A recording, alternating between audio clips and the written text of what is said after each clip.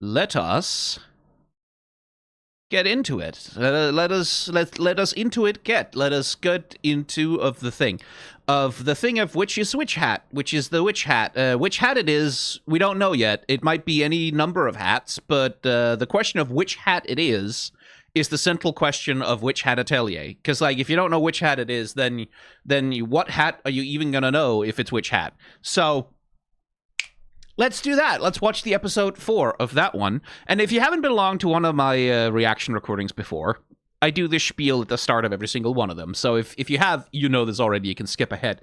But the way it works is I don't want to show you Witch Hat Atelier footage on screen, because that's how you get your channel copyright nuked. And I don't want to have to go through the bother and expense of very carefully editing a reaction video so that I can avoid getting copyright blasted all to hell and back. So I'm offloading that responsibility to you. The way this works is that you have a copy of Witch Hat Atelier Episode 4 on your own computer that you have obtained completely legally by some means that I don't need to know. And I have one on my computer that works exactly the same way. And I'm going to say 3, 2, 1, go, and then I'm going to play. And then there's going to be no copyrightable footage on screen whatsoever of Witch Hat Atelier Episode 4, but there's going to be a timestamp, and there's going to be subtitles. And you are responsible yourself for keeping in track with where I am in the story. And then sometimes I'll say 3, 2, 1, pause, and then we'll pause because there's a thing on screen that I need to yap about. And once I'm done yapping about it, I'll say 3, 2, 1, go again, and then we'll stop and we'll go, and we'll stop and go. We'll keep in touch that way. Is it inconvenient for you? Yes, but it's convenient for me, and this is my relaxation channel. This is not my main YouTube channel. This is not where I go do my work. This is where I go to just relax and have fun and have my heart shattered into 100 million pieces by the cute anime about the girl who learns to be a witch and stuff like that. If that is too inconvenient for you, though, well, you can join the Discord, and you can come watch these recordings happen live, which is much more convenient than having to do all that nonsense yourself. Or else you can become a member of the channel, in which case you get access to more convenient versions of these reactions that don't require you to do quite so much, nonsense on your own. That starts at $1 a month if you want to, but you don't have to. It's fine, honestly. So long as you're willing to press play and pause every once in a while, you can follow along with me just fine. So let's get into it. Let's see what Keyfree has got going on in episode 4. 3, 2, 1, go.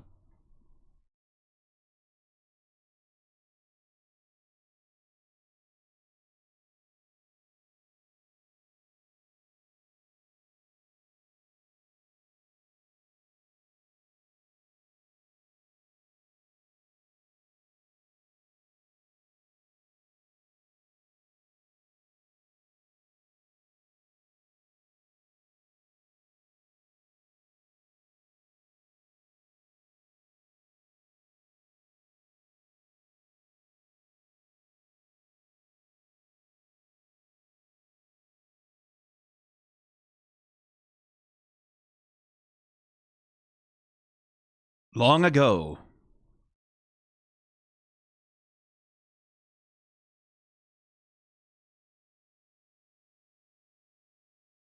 Three, 2, 1, pause. Okay, hang on. Hold the phone there a minute. Just wait one gosh darn fraction of a second there, as I turn off audio scrubbing in my software, because that isn't really annoying.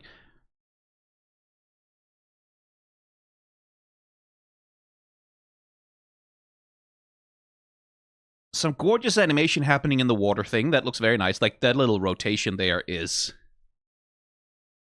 very pretty. But I need to see a little bit more about what they're doing with the earth thing there, because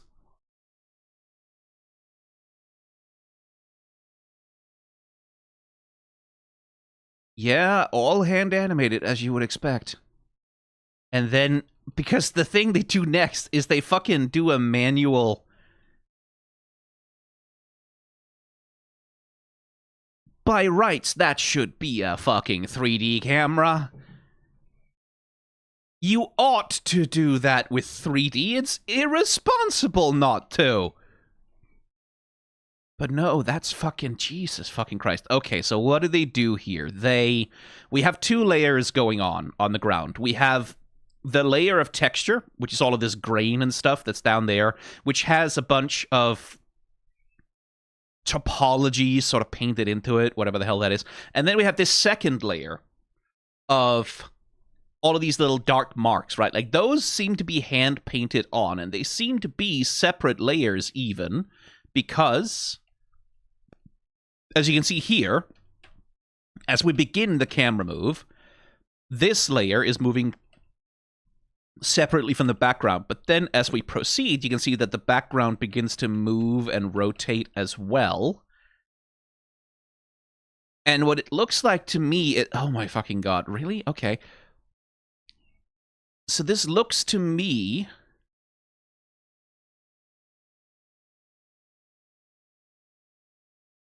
At some point, this has to be shifting to a 3D camera, right? Maybe here? Maybe this is the moment when they shift from the hand-painted 2D texture to a 3... Yeah, it looks like that might be it. That we have a 3D background with a little bit of topology, and then here they shift from hand-painted 2D texture, like 2D shadows, into 3D projected shadows. Because at that point, it looks like, if you look at the way that all these, like, they curve, they sort of morph and shake. So I think that might be a 3D projection thing, where they project this little hand-painted texture onto the background environment.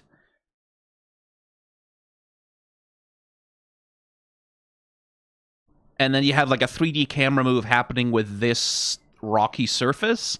And then over top of that, some maniac decided to hand animate a statue slowly rising from the sand.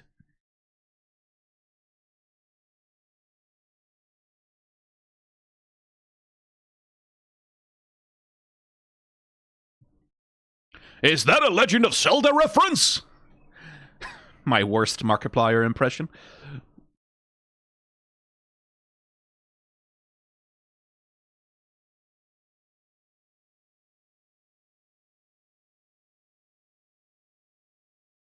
And you can see, like, little moments like here, this little hair swirl on one side of her. You can see how it sort of...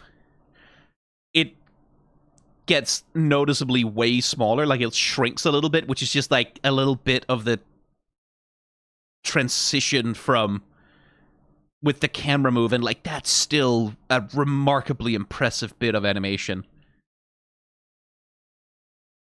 to make work. Because like the thing is, as I've talked about a million times, when you have a very complex, very rigid object that has to maintain geometry through a 3D camera move, there's a reason why a lot of anime will just use a 3D object or rotoscoping to handle that. That looks more like it was actually hand-drawn.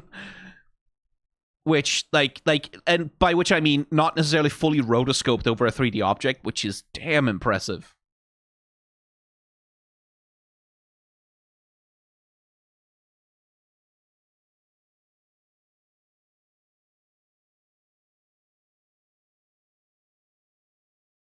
Same thing with this background. Like, that's just someone having a lot of fun with the sky background, right?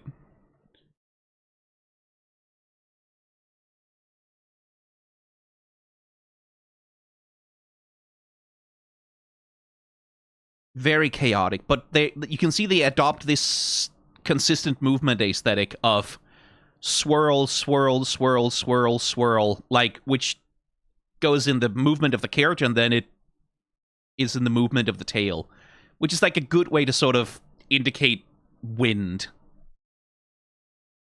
And of course, matches with the shape of the sigil.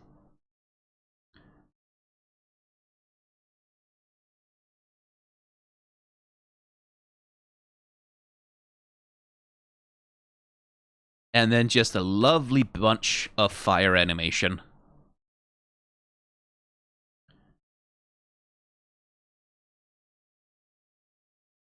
What a cool little intro. Long ago, the four sigils lived in harmony, but then the brimmed cap nation attacked or something. Hello, Brush Buddy. Let's keep going. 3, 2, 1, go.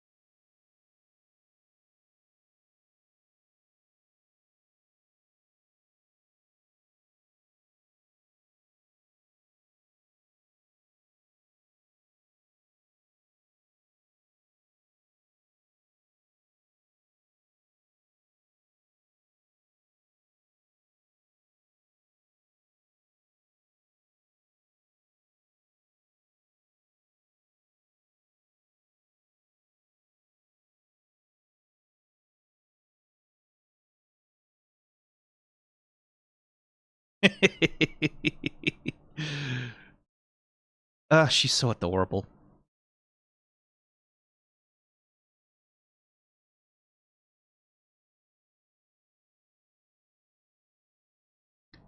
Showing her hands like that.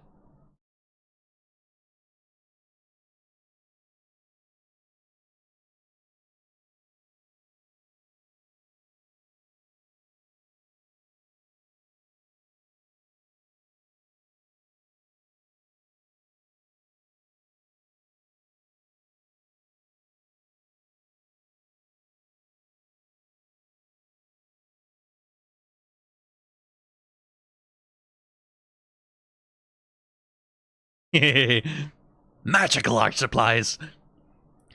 It really does. Never take me to an art supply store. I'll ruin myself.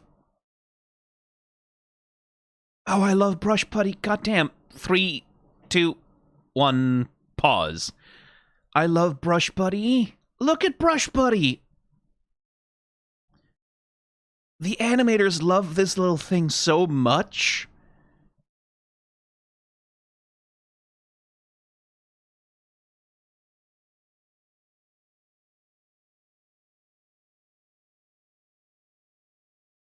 Like, they're doing full animation. Like, and it's like, this is also a relatively easy creature to animate. All things considered, it's a long sausage, right? Like, you don't really have to worry that much about its anatomy or, like, the way that its musculoskeletal structure is put together. It's a little long blob. You can just kind of wabble it around, right? So that's a thing that an animator can just kind of fuck around with, and it's kind of, it's not as stressful as trying to do animation of something more complicated. So, but man, the level of just full animation where the whole character is fully animated that they do, and these little complex hair fur wiggles, which are like, again, very simple in terms of rendering, right? Because all it is just scratch, scratch, scratch. Like, you scratch these little lines into it, you let those scratches travel down the volume of the creature, and then you contrast that with, like, the shoutouts to the colorists for handling this really well as well.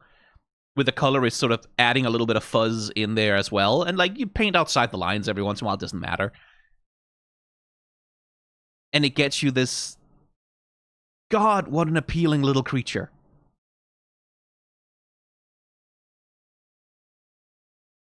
Little ferret sausage. Oh my god, I love it so much. It's so good.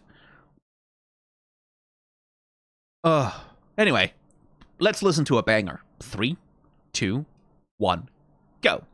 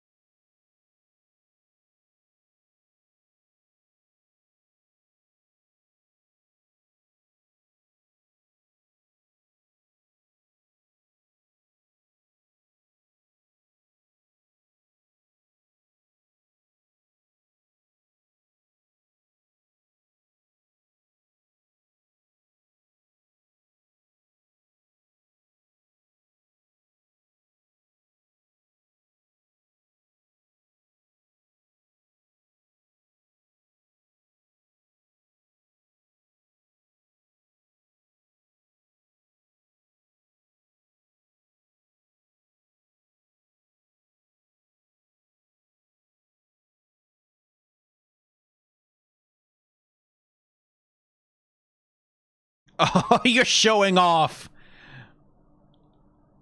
A little animated landscape transition like that. Gorgeous.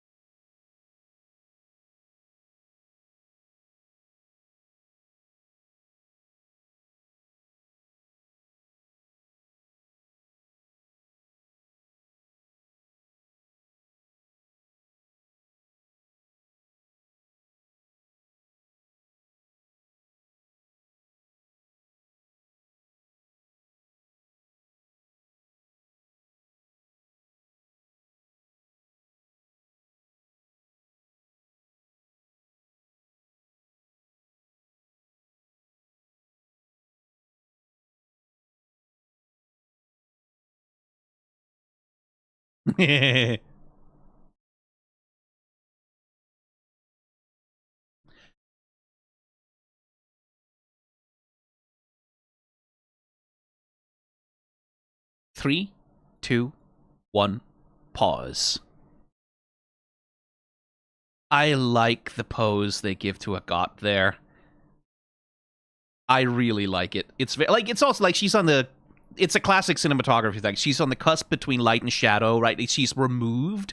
She looks kind of lonely in frame, and she's kind of grabbing her cloak around herself, almost as though it's like the scene is she's removing herself from the situation because she doesn't like being a part of it. She doesn't want to be a part of this with Coco, right? And so she has this standoffish pose. She does this thing where she pulls her cloak around her. We have this light and shadow, like very dramatic, stark transition. She looks very lonely in frame. It's just good cinematography, but what a good pose. What a good pose to get her emotional state across. Again, she's immature. This is a 12-year-old. Like, this is a kid. This is a child who's pretending to be more mature than she really is, but who's really struggling just to deal with her feelings.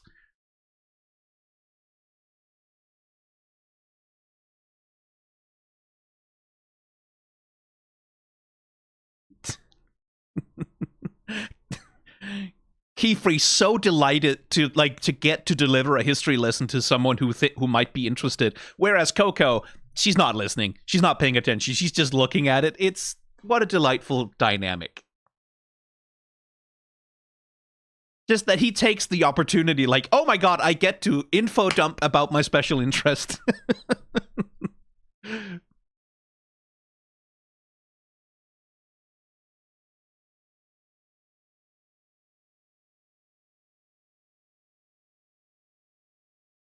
I really do like the way that they're handling the Sylph shoes, right? Because Rishi and Tetcha are flying, like fucking Superman flying straight ahead, basically, right? But Keyfree, because he's carrying the two others, you can see he's doing, like, as he's coming through, a bunch of, like, okay, he's, like, carefully adjusting his legs, right? And he's, like, managing his center of gravity a little bit more because he has to balance with the two of them, but it's effortless at the same time, right? He's not struggling with it, but you can see that he has to adjust a little bit more. And that comes through here as well, right? You can see, like, he's constantly making these little adjustments to his position to stay upright. It's nice that the animators, again, a lesser anime would just have it would just have been a fairly static Keyfree, and then they would have let the cloak and, like, the ribbons, like, they would be billowing and stuff, but the characters would be static and fairly still. Instead of, like, you can see the character doing these constant adjustments to account for the wind, to account for, like, it's the little things. But it makes this animation of him carrying them feel so much more weighty and so much more real. Because there is this attention to the physicality of it. Which I really appreciate. Also, just showing off. Just fully fucking... I see a shot like this, I always think of... It's Sonic CD, right? That has that intro with the, like, the really impressive animation. Where one of the little animation tricks they do is like they have another one of, like, these animated landscape transitions. Like, this is a feature of a lot of classic great anime. And this is one of those things that's like, it is a real animator's flex to pull one of these off, because you have to manage so many details in a shot like this. Like, for example, look at the trees back here, right? As they come closer into focus, if you pay attention to where the lines and the volumes are, you can see there's a bunch of shifting that's happening, which is sort of hidden just because we're moving very fast across the screen. And at the same time, you have the lighting people, right? Like the lighting and colorists who have to make the decisions about, like, when do we add more bits of shadow? When do we add in more bits of light on various bits? Like you can see here, they begin to introduce these lighter dots that escalate as we come past, and then they transition into essentially motion smears as we go past. Like, there's a lot of moving parts, literally moving parts, to manage. And when you look up close at things, right, you can see a lot, and I do mean a lot of inconsistency from frame to frame of how the landscape looks and how the lines are formed and exactly the shapes of it, right? Like, when you look real close at it, it gets a little janky by necessity, because, like, again, it's the kind of shot that's so much easier to do in 3D because you can just tell the computer to keep everything geometrically consistent while we move the camera past these defined objects in a way that you just kind of can't when you hand animate it. But that's also what makes them special. That's what gives them their vibe, right? The fact that there is these imperfections, right?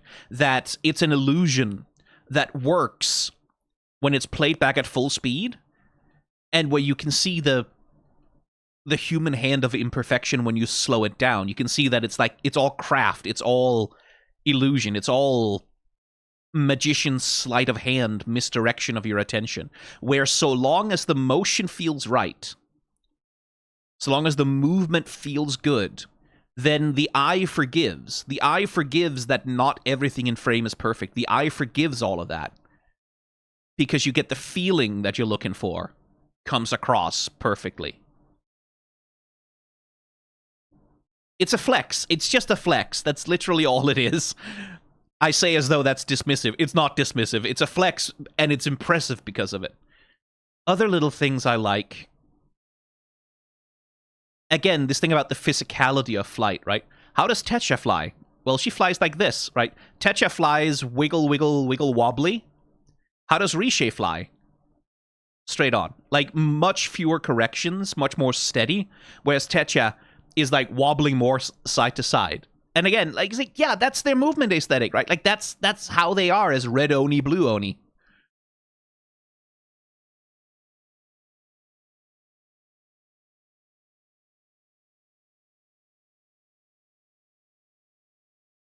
What a gorgeous shot this is, too. Another thing, right? Like, it's always something animators have to know how to do is, how do you animate the character moving away from the camera towards the camera? Like, not just in terms of foreshortening, but in terms of how do we get it across so that when they move, the speed with which they move and the speed with which they shrink feels correct relative to the background, so that the compositors can put this together and that it just looks right? Like, it just looks good, it looks correct as the characters, like, recede into the background, so it feels like they're part of a space.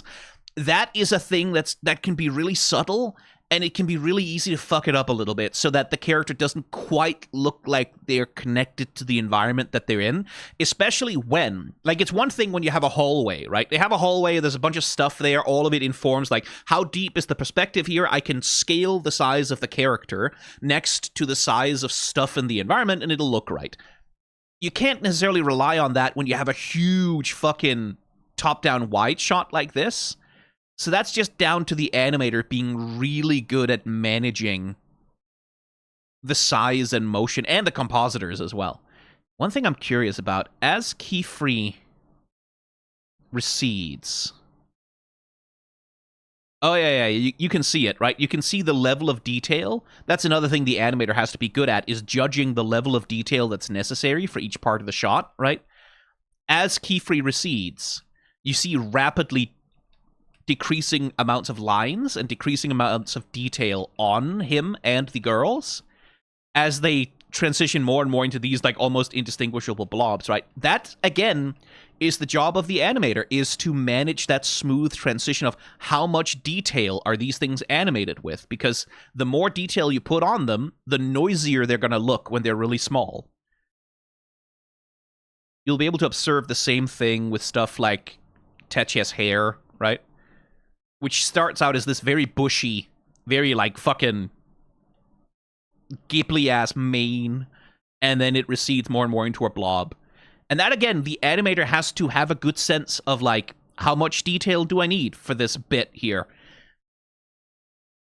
And it's a skill you have to develop. It's a little thing, right? Like, it's not the world's most complicated thing, right? Like, it's something that an animator develops through practice, but it is one of those little things of like, oh yeah, no, the animator does have to account for all of that in order to make it look good, right? Like, which is why you have these shots in the backgrounds of anime where characters are small and they look kind of silly because they're drawn at like a deliberately low level of detail. But that's like, it's very easy, especially as a younger animator, to sort of be like, oh, but these blobs don't look good and the lines are kind of thick. And it's like, oh, like it's easy to sort of want things to look perfect every time you draw them. And sometimes you have to make the decision, a conscious choice to draw things ugly a little bit, or blobby, or kind of chunky, because it reads better at a specific camera distance.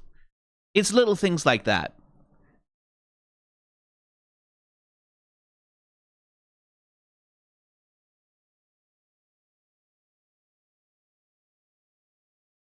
Again, light and shadow, right? She's standing on the boundary between light, which is where all the others are, and then there's shadow, where she's alone, and she's walking from the light into the shadow alone.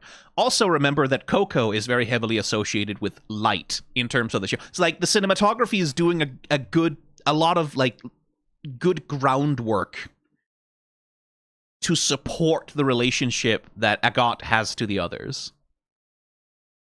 Anyway, 3, 2, 1, go.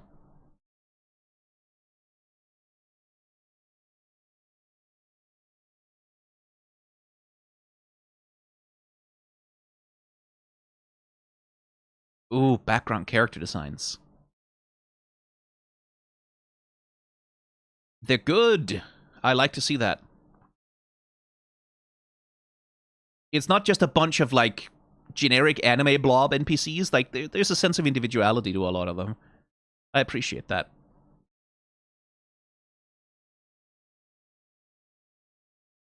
Whee!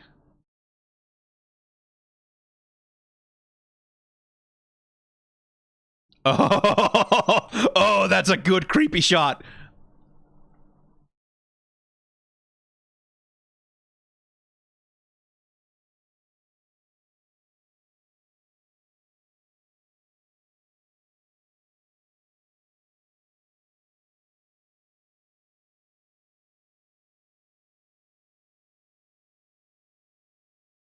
Three, two, one, pause. Why did it pause before I said pause? Sorry about that. That's annoying. Oh, I think I double-clicked on the image. Damn it, I'm not supposed to double-click on the monitor. Damn it. Okay, well.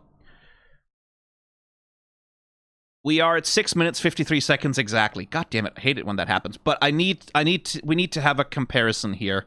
Let's see if I can find where the hell do I have. We're still in volume 1 for this one, right?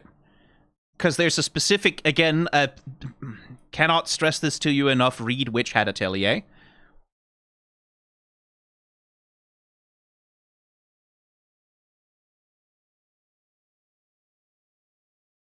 There.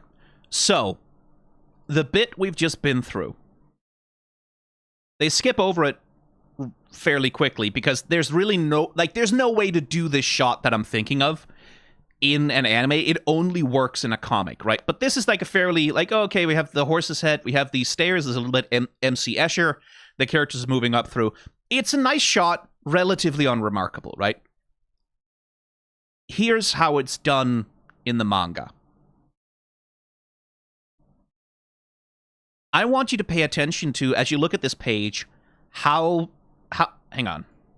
How does your eye follow across the page here? I want you to pay attention to that. We have the horse head, right, like with the thing. So we start up here, right, like where Coco is adoring the town. Then there's the little silhouette of the witch that they walk past, and she goes, whoa. and then there's nothing in there. Oh, it's nothing. So now we're here with her. Then we have this stairway. Pulls your attention up this way. Like, literally, this line is drawing your attention over here, right? And we follow Coco over there. And then we have this stairway. Leads our attention up. The other two girls are there. Keyfree. You have this black window. It's all about weight as well. You can see how there's very little detail to anything over here. It leaves the gutter. The space between two panels in a comic is called a gutter, right? And this, if you've read Scott McCloud's Understanding Comics, you'll know that, like, the gutter is used not only as a transition in, like, moment, like a transition in, like, a camera shot, it's also a transition in time, right? Between two gutters, there's an assumption of the passage of time. So we have this wide gutter that exists between the panels here, and then a panel border that's being created by the wall over here. And that gutter is being kept fairly clean, right? Like, we don't put a lot of detail in the things that are next to the gutter, but we do put detail, oh, hang on, in anything that is inside the panel border of the previous panel. You can see that follows down here. So there's lots of detail inside the panel border here. Very low detail as we transition between the two pages. And this is a 2-page spread, by the way. As we transition between the two pages, like, no detail, barely ever. And then as we enter the second page, lots of detail. And Coco is our transitionary object, plus this line moving along here that sort of draws your attention up here, leads you up the stairs, and you follow the motion and movement of the characters that all flows and leads into one another. There's very deliberate use of panel border break, right? You have the way that, like, this wall transitions from this shot into that shot with, like, the plants and everything, also helping lead you with these, like, variegated levels of detail. And then it draws your attention up here, and you come out and you see, right? So your whole eye gets drawn across the page, top to bottom, bottom to top, then back here, and then back down. Like, it's so good. It's comic paneling that draws you through the space so that you follow Coco like she's moving through the city. It's so good. It's such a little thing, right? It's not an important moment. This is not thematically relevant. It's not like fucking, it's not One Piece where, like, oh, this is foreshadowing something that continues 5,000. It's just really good sequential storytelling. It's such good use of the format of the comic, right? Like, this thing, which is like the sequential group of pictures that are all put together with gutters and deliberate spacing, and then just using that to just pull the audience so naturally, so easily from one panel to another. We will have some more of these. Believe you me, Witch Hat Atelier is full of them. The anime cannot replicate it, right? This is how it looks in the anime. It doesn't do the same thing because it can't. Because anime can't do what sequential comics does, right? In the same way that, like, anime can do a bunch of stuff that sequential comics can't do, like Sakuga. But the anime just has to admit defeat here, right? Like, there's no way. We have to do a normal cut. Like, we cut to next location as an establishing shot, and then we just kind of pan up, and that's just kind of how we have to do it, because we can't do what the comic does at all. And it's just like, it's this little capitulation that kind of tickles me, that the anime is like, that's really cool. We can't do it. Like, we're not even going to try. That's not what anime is good at. We're not even going to attempt it. And I do like that they recognize, like, I like that they didn't try and be clever about it, that they just kind of went, no, this is an animation, we cannot do that. Because, like I've said a million times, read Witch Hat Atelier. Pay attention to how playful that story is. It is so artistically playful. It is so artistically playful. It plays so much with its artwork. And it's such a joy. And, like, the anime can do other things. Believe you me, I've seen some of the shots, like, in like, clips on TikTok and shit like that. The anime has its own strengths, right? But that one thing, like, that magical transition, pulling you across the page and dragging you through the town, giving you that sense of moving through the space with Coco and placing you in it, like that, it can't do that. That's a comics thing. And that's delicious. Anyway, 3, 2, 1, go.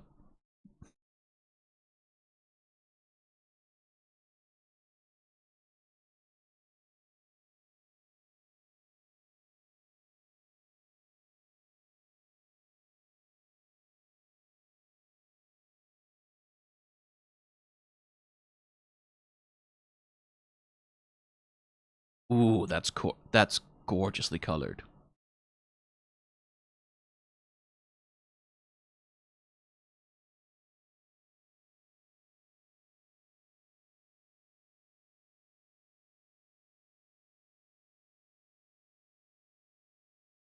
Now there's a fucking accent.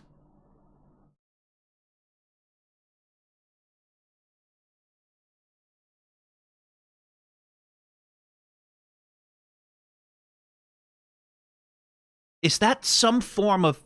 That's a form of Scottish accent somewhere. It's not Glaswegian, that's for sure, right? Is it Irish? It's something. He said Componis say. It's Northern Irish. Oh. There's a lot of Scots in Northern Ireland, actually, so that might make sense linguistically.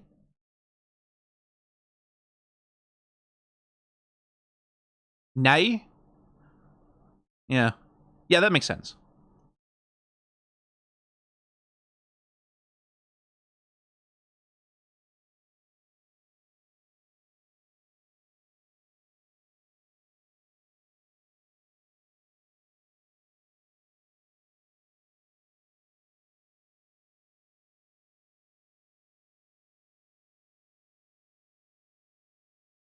Okay, 3, 2, 1, pause. So, we talked about the comic is doing stuff that only the comic can do, right? The comic is playing with the format of the thing in a way that only comics can.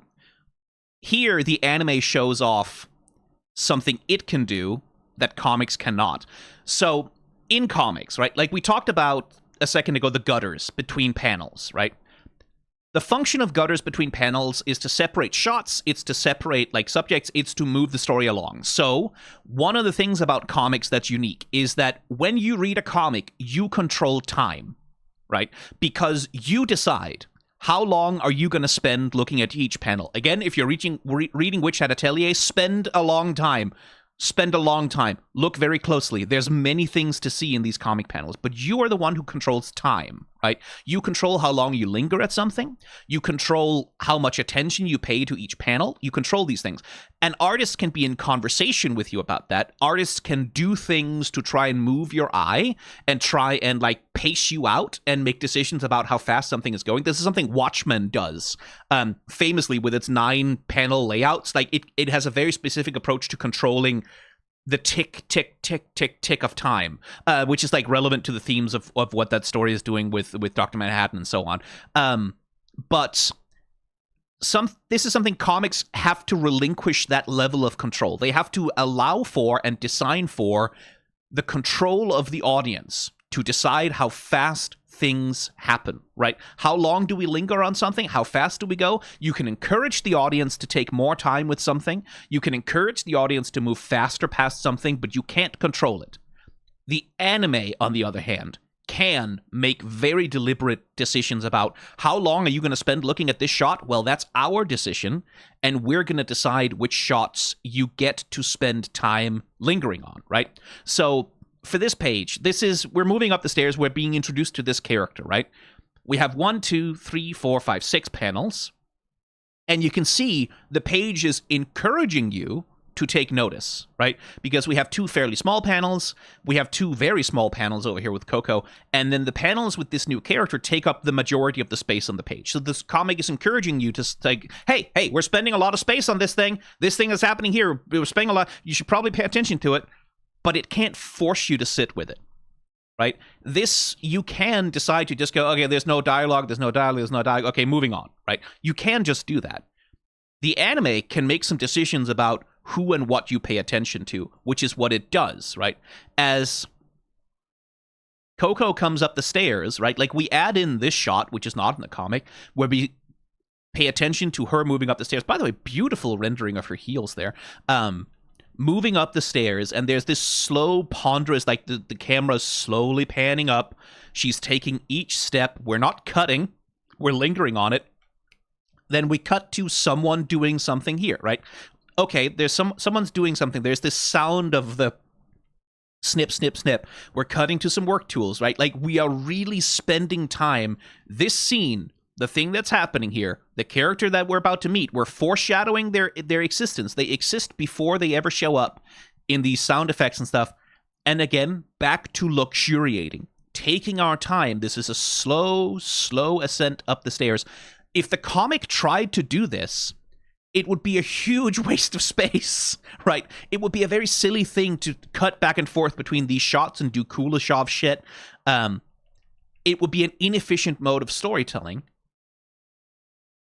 But here, we can have this cutting back and forth using the Kuleshov effect, making sure that we impart this importance to it. Coco slowly moving up from shadow into light, and then revelation. And then we stay on this, right? We hold on this shot for like a full 1, 2, like 2.5 seconds. We just sit on this shot. Stillness, complete stillness in the frame, except for him working, right? The anime makes a decision. You're going to pay attention to this. You are going to consider this important. You're going to remember this, right? Like, this matters. And Coco is going to linger on it, and then we move on, right? That's something the anime can do that the comic can't, right? Again, that changes how you're going to do the storytelling. That changes how you're going to make the audience pay attention and understand the action that's happening. And it's fascinating. It's interesting. Also, the way they fucking paint the silver tree is like... Shoutouts to the colorists once again. Because it's like, so much of it is just completely lineless. It's like this pale ghost of a thing almost that exists in the world. It looks magical instantly, doesn't it? It looks insubstantial. It's almost ghost-like. Anyway, 3, 2, 1, go.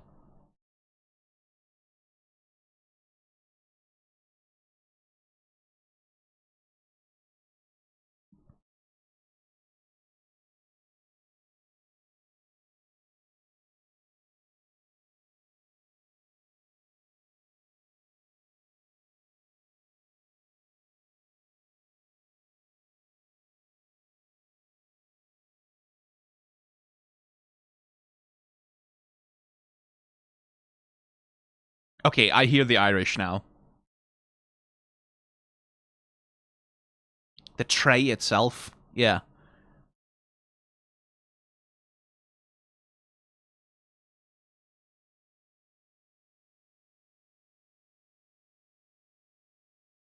Very source of all magic.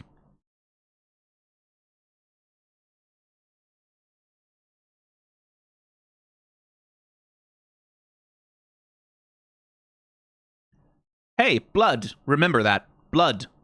Remember blood. The blood of the tree.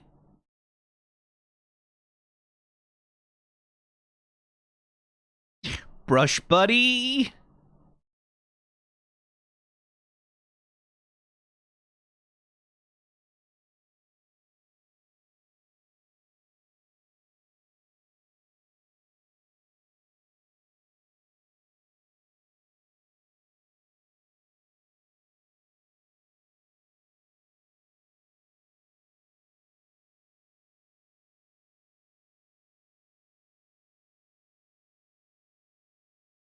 His hands look so old. Brackets positive.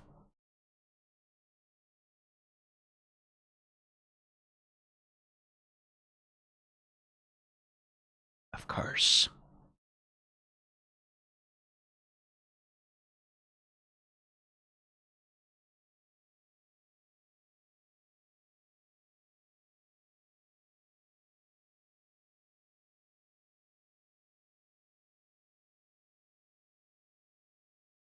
Oh, hey.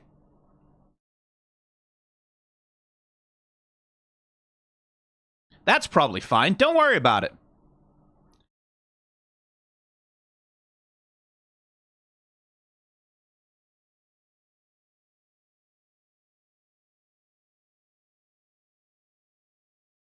That's fine. Don't worry about it. That town is not easy to get lost in.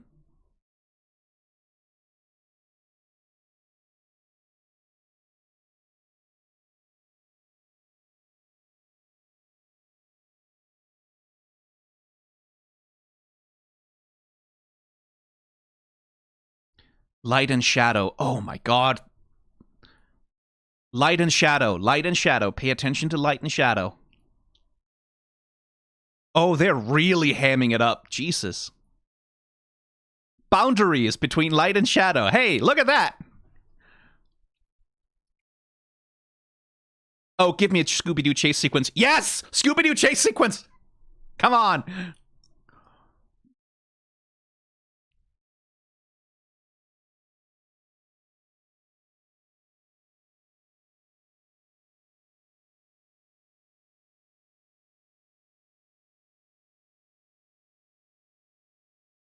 Oh, Brush Buddy, I love you! I love Brush Buddy. Oh my god, it's so good. 3, 2, 1, pause. Oh, they're hamming it up. Again, the anime doing things that the anime is really good at doing. It really is hamming it up with the cinematography. Let's see, because this chase sequence is really very little in the manga, right? In the manga, it's Coco sees the witch, runs, the other two follow.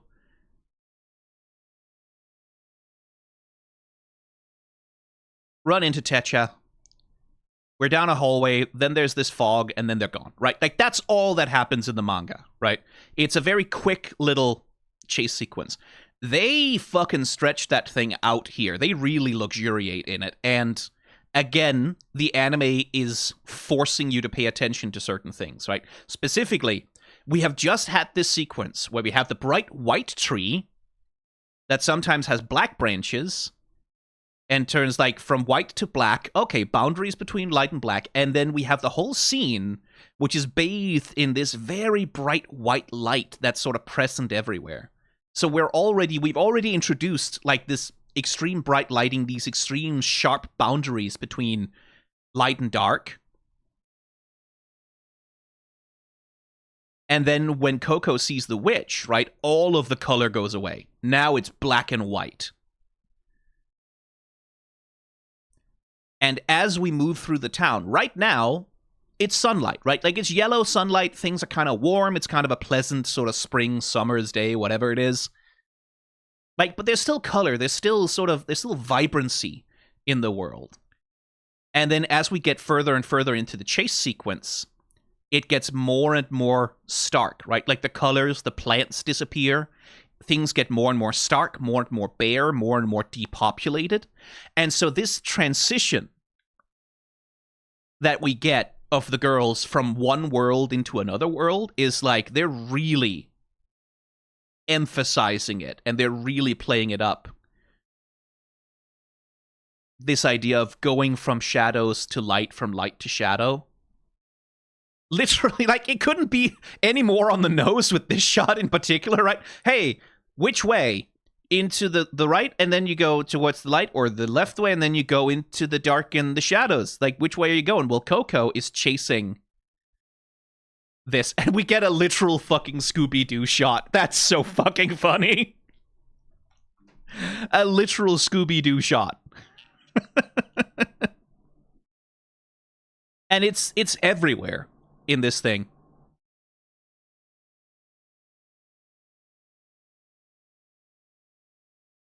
Because if you see the windows here, right? Here we have windows that are made of one whole diamond, right? And I think that's consistent as we look through the town at other times. Let me see if I can find...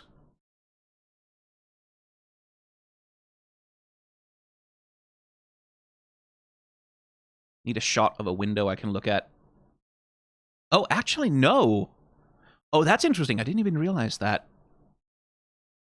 The windows have all kinds of different designs in the town. But as we head into the chase sequence,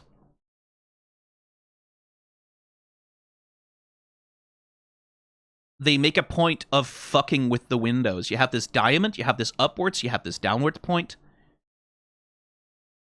And then as the girls are running here, upwards point, downwards point. Almost as though something has just flipped, and then upwards point. Yeah, interesting. Oh, hey, look. That downwards pointing triangle is there again. Downwards, upwards. Half of a diamond. And then we get into this shot, and it's like, oh, those windows don't make sense anymore, right? Like, that's not, no one puts windows like that on a building. Why would you do that? And the unreality increases, right? Like, it's a gradual transition, but more and more there's this chase passing from one world into another. In the manga, it happens very quickly. The anime really draws it out, right?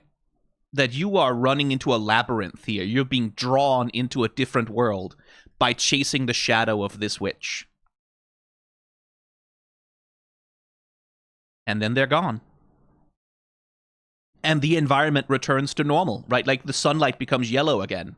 The windows become normal again. Interesting way to do that. Now, let's see what happens. 3, 2, 1, go.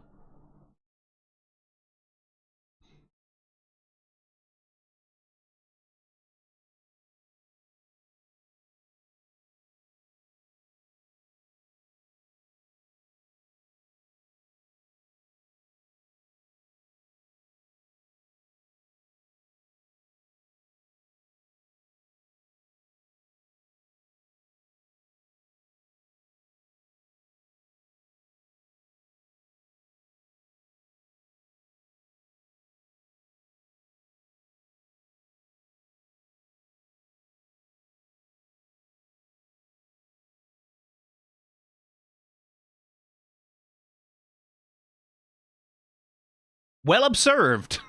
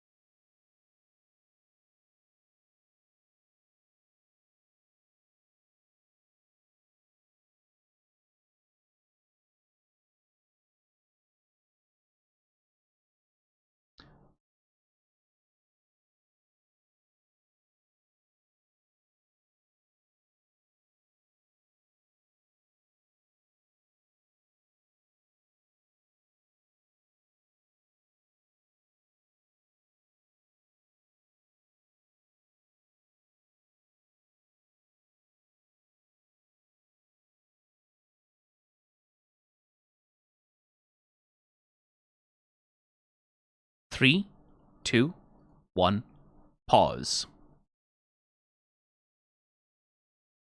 My. Now,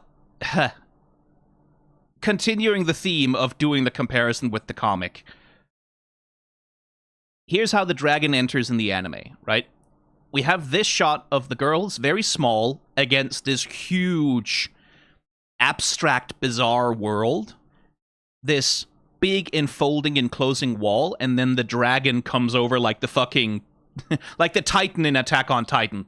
La da da da da da da da da. Right. It's scary. The dragon comes over, and it's dramatic, and we get this very cool little match fade cut between the witch and the dragon, just to sort of drive it home that, like, one controls the other. I bid you welcome to the world of magic. You are our one and only hope. The way the dragon is introduced in the comic is another one of those you need to read Witch Hat Atelier moments. Because it plays out the same way, right? Like, Techa's gone up to check what's saying. She screams, comes down. Don't worry about... like, what I saw, worry about that it saw me. What are you talking about? And then we get this. And again, we are playing with the format of the comic. We're playing with the way that comics are put together. We have a panel border here, right? This sheer black aperture here acts as a panel border, right? But we have a second panel border. Here, the curve of the wall acts as a panel border, right? So these are, visually speaking, essentially kind of two panels. But what's happening here is that the dragon is breaking the boundaries of both panels. Its wings are poking out over the sides of the panel border over here, and its claws and its shadow are passing from this panel, air quotes, into the next panel, which is where the girls are. And look at the way the dragon is rendered. Very deliberate choice, this. Because the dragon is rendered like this, right? It's rendered with these harsh black shadows, extremely high level of detail, a level of texturing that you just don't get on anything else in the environment. It's this black, congealed, really strong shade of a thing, basically. Right? It has this weight and this presence in the world that the girls don't have. They are much, much lighter, right? Like, and with much finer lines and line work. The world itself doesn't have that level of detail. It doesn't have those shadows. So the dragon's shadows are wrong, right? It's not just that we are in this uncanny world. This dragon looks like it doesn't even fit. It doesn't even belong in the world that the girls are in. The world that the girls are in is this very hazy, like sheer white, like sort of like, yeah, MC Escher Unreal Play. The dragon is concrete. This dragon looks like it weighs 5 billion tons. This dragon looks like it could smash through these paper-thin little walls without any problem in the world because of the way that it is rendered, right? It feels more real. It feels more weighty. It feels more present. And it makes it feel like such a terrifying threat, right? It is breaking through this boundary. It is breaking through the boundaries of the panel background. It's breaking through the implied panel in the comic center. And it's not just a dragon, which is what it is in the anime, right? Like, it's a dragon. You've seen dragons in anime before. It's a scary dragon, but it's a dragon. It's an anime dragon. You've encountered a few of them before. This doesn't look like that. This looks like something wrong, right? It looks like it exists in a different lighting environment. It looks like it exists in a different world. Like it's from somewhere else. It's such an amazing fucking panel to introduce a threat. It's so striking. It's pretty. Like, again, you have to read Witch Hat Atelier. When you're watching the anime, read the manga as well. And pay attention to those differences. Pay attention to what the manga can do that the anime can't, and vice versa. Because it's what the show is about. The show is about creativity. It's about the things that you can do with creativity and the stuff, the ways that you can express your ideas and your inner world through creative expression. And comparing these two and seeing the things that they can do, oh, so cool! It's so cool! Fuck off! It's so cool! Anyway, 3, 2, 1, go.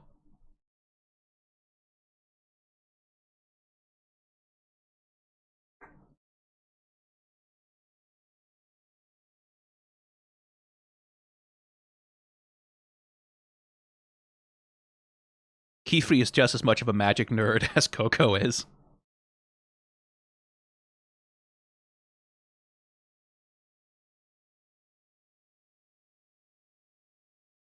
A sword him chasing. Oh my god. Oh, I love you. Oh, I love your voice acting.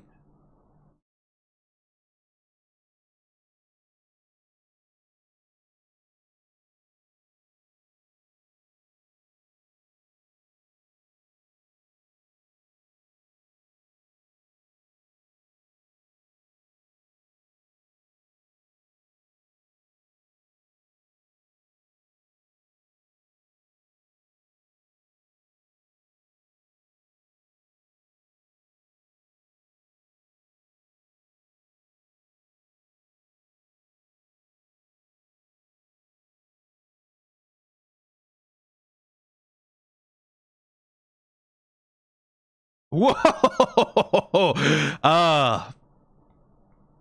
Oh, fuck you! No. Again, the things that only the anime can do, right?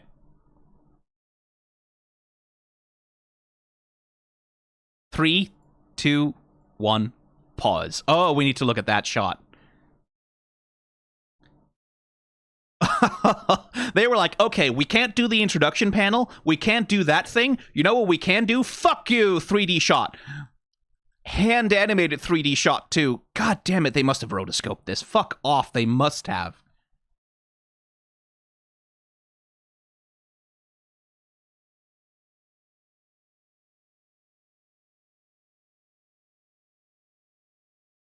I don't know the level of rotoscoping they did here. It must have been some, but mostly it looks very fucking hand animated to me. Like, you can see it here, the slight inconsistency in the angle and everything. It's hand animated. God damn you! Yeah, we can't do the introduction shot, but we can fucking do a 3D camera move like this by hand.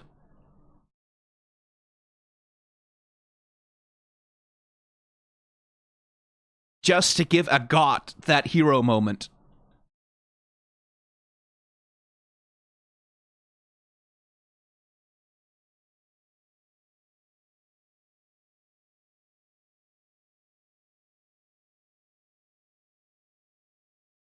Jesus fucking Christ.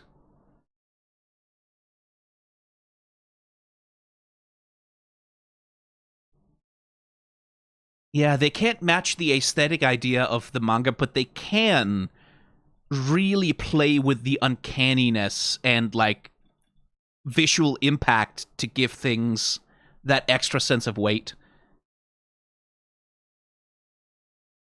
Gorgeous.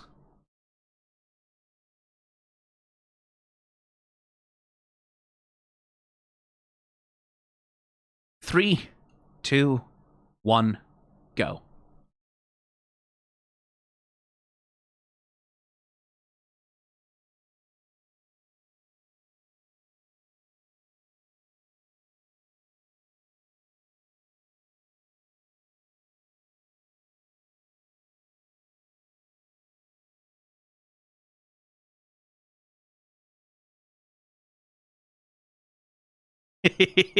Oh, Coco.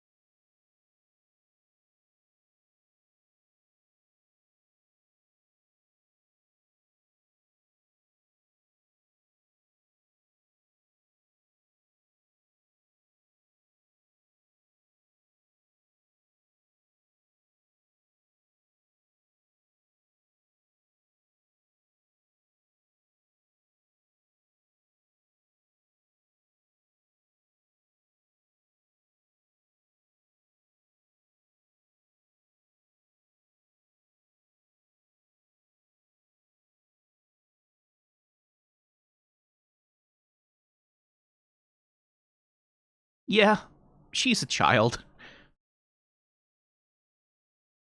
No, it's not. You were drawn into a trap.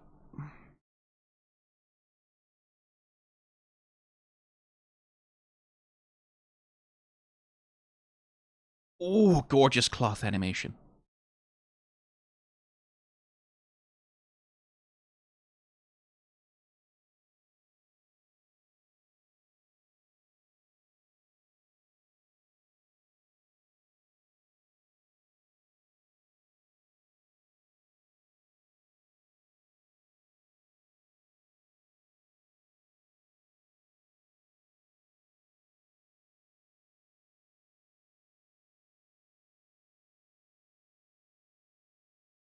Ooh.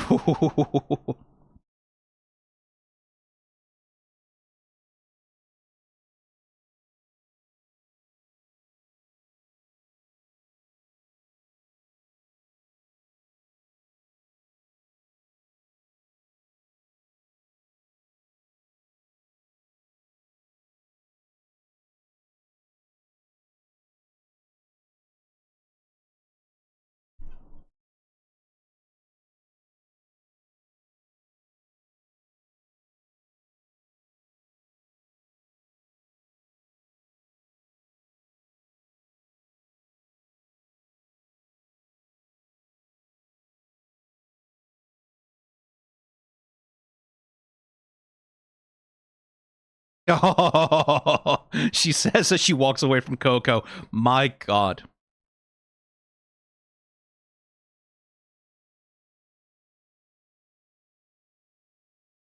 I'm sorry, your burn loses a lot of impact when you have to explain it, girl.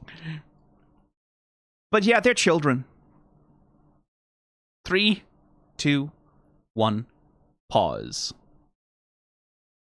Again, Agott has reasons for being the way that she is. She's lashing out at Coco, but that's not all she's lashing out at.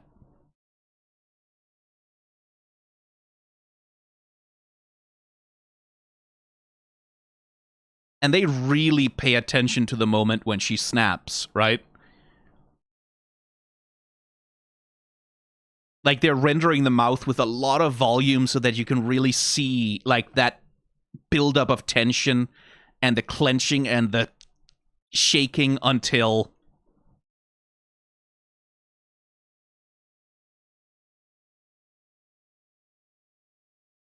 And again, this is one of the important things that the story is trying to deal with, by the way, right? This thing Agott is yelling about, right? You didn't mean to turn your mother to stone. You didn't mean to put us all in danger. It's one accident after another, isn't it? But that doesn't mean it's not your fault. At least get it through your head how ignorant you are and stop trying to do anything. You don't know what you don't know. Right? You can't know what you don't know. That's one of the fundamental concepts in the philosophy of knowledge, is that you cannot know how ignorant you are. It's impossible because you are ignorant of all of the stuff you're ignorant of, so you can't know what you don't know. And when you don't know what you don't know, and when you don't have any way to gauge your ignorance, when you don't have any way to even begin to assess how many things you don't know, right? That's when you can make really dangerous mistakes. That's when you can do something which is foolish or dangerous, or that can get you in trouble, right? When you don't know the scope of your ignorance, terrible things can happen without you ever meaning for it to happen, like Coco's mom getting turned to stone. The witches of Witch Hat Atelier have created a world in which the vast majority of people don't know what they don't know. They have engineered a world in which the vast majority of people cannot know and have absolutely no way to know what they don't know. And when people don't know what they don't know, horrible accidents can happen a lot. This is one of the things that the story is trying to deal with, right? So, yeah, this is a childish moment from Agott, but it's also understandable. They were just chased by a dragon that's going to kill them, and they got chased by a dragon because Coco, not knowing how dangerous it is to chase an ill-intentioned witch down a hallway, is just running after the thing, right? Because that witch is her, she thinks, if I can catch them, maybe I can find a way to save my mom, right? Coco is making a completely understandable decision based on the information that she has, but there's a lot of information she doesn't have about what a witch like that can do with the spells that you aren't supposed to cast, right? So Agott has just been dragged into a life-threateningly terrifying situation by this dumb kid who doesn't know what the fuck she's doing. And this dumb kid won't stop fucking up because Coco doesn't know what she doesn't know. Like, how would she know that she's ignorant? Agott, you don't really help her very much. But it's good drama because Agott's reaction is understandable from a 12-year-old who's trying so hard to be an adult, right? Who's trying so hard to be the parent of the group right now, who's trying so hard to step into the role of being the leader, the master, all of this. Completely understandable. From a kid, a child who's trying to handle a situation that they're not equipped to handle. But also, ow. It's like,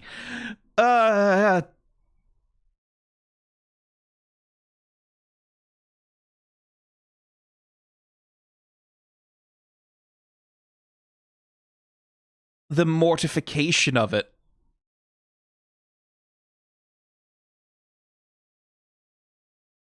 The social pain of it. And yeah, as Nug Kitty points out in chat, take a moment to think about how Agott thinks of her own mistakes if she can't tolerate them from others. Like I said, Agott yelling at Coco isn't just yelling at Coco. Agott's insistence that other people be as competent at performing as she is, it doesn't come from nowhere. Right? That's a thing in her that boils over and lashes out. And the story will get to that later.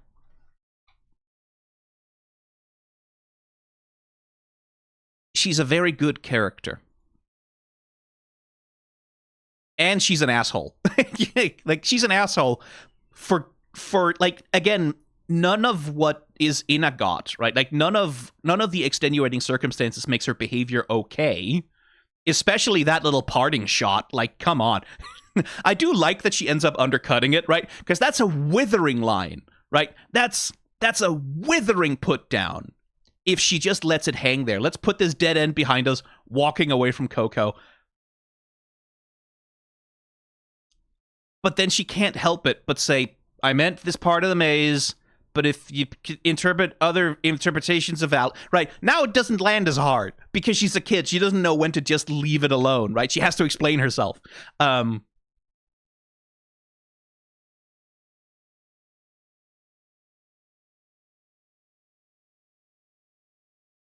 But, ooh, I mean, everyone's been that kid at some point. Like, everyone's sort of been the person like Coco who ends up fucking up with someone and they lash out at you and you internalize it instantly.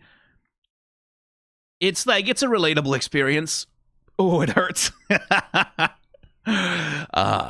Anyway, this is, oh man, I presume, yeah, no, we're not going to finish this sequence in this episode, but you have something to look forward to in episode 5. Goddamn. 3, 2, 1, go.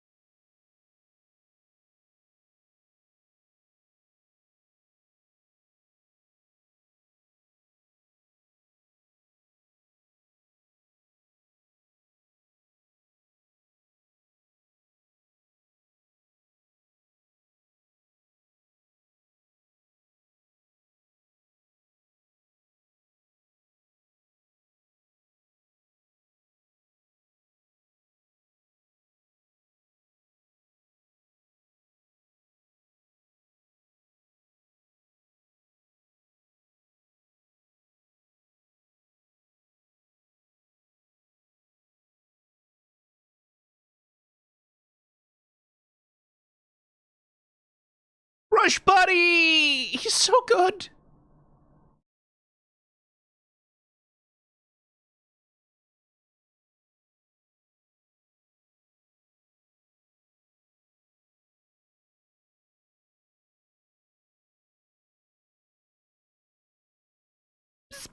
Oh my god.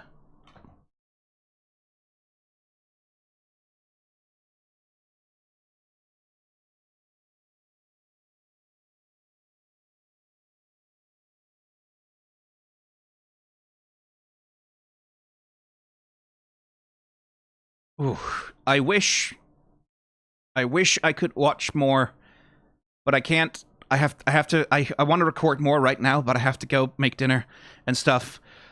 Ooh.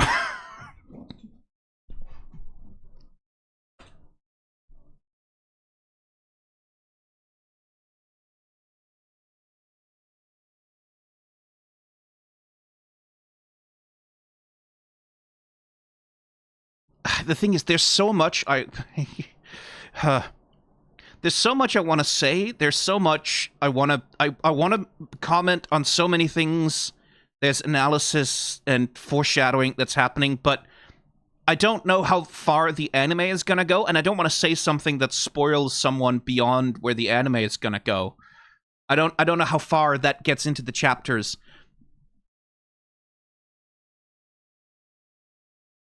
So I don't want to say too much. I just want to point you at the things that the anime is doing and the things it's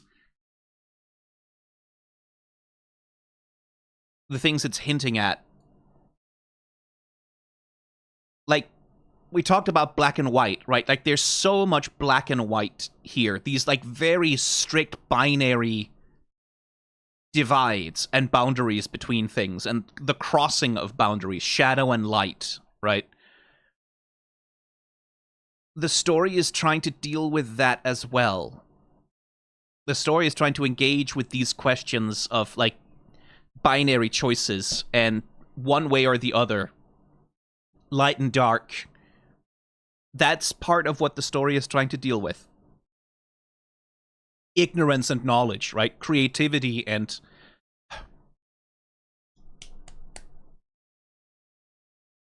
Probably ends around the end of the second trial. Yeah, maybe. It's what the story is dealing with. And there's little things that are being dropped. Remember that ink is the blood of the tree. And remember that the story of how the tree came to give the witches their magic is that a tree and a witch fell in love with one another, and there was a joining there between these two things. Remember that also? They are good things to remember, to keep in mind. Best character in the story. You can have your key-free husbando. Like, best character is Brush Buddy.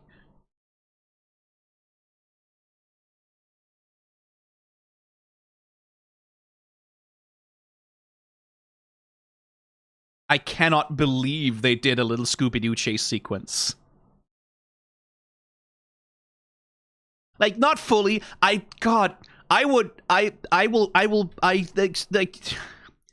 will pay money for someone to fully animate this out as a Scooby-Doo chase sequence with the witch running, and then Coco, and then Techa and Agott, and everyone running back and forth, and then one of them comes out carrying the witch in a wheelbarrow. I just, please, I need this. I need the full Scooby-Doo chase sequence. I need it.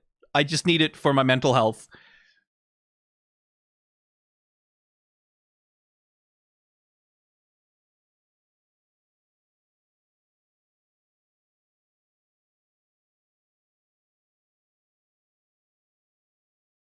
Look at his little trot. The little tick tick tick tick. Look at him go. Tick tick tick tick tick tick. Look at that perfect baby. Oh god, I'm gonna buy a Brush Buddy plushie someday, aren't I? Oh no. Look at the way they animate the little head turns as it's looking around. What a delightful little creature. Oh my goodness.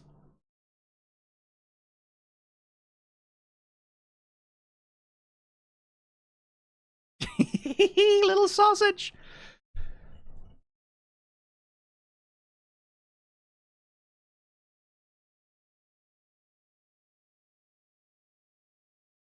That's a lot of colorful potions. Wow, look at all those colors. They all have colors, these potions. Colorful things. Colorful things in color. I say this for no reason. Don't worry about it. It really is, when you look through the episode as a whole, you kind of scroll through quickly. We open on so much color, right? So much color indeed.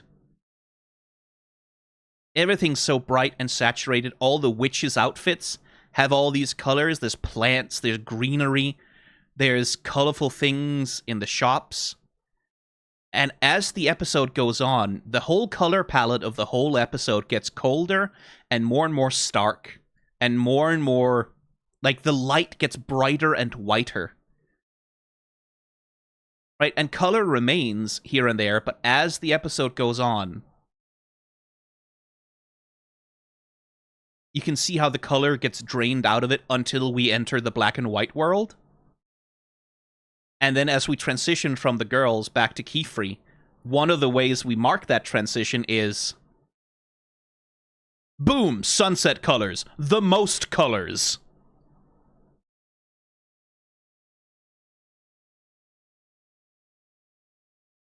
Huh. We're inside of Tarda's memory here, and hey, look! The colors are all gone again. That's interesting.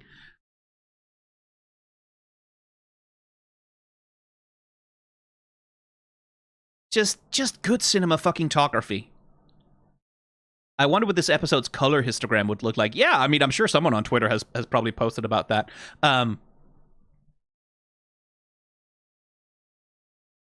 Just good filmmaking, man.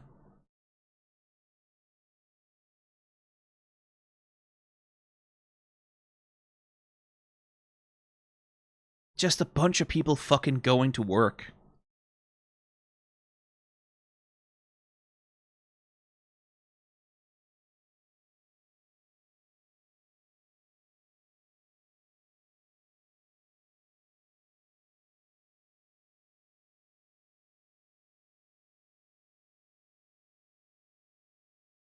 God, it's good. Anyway, I cannot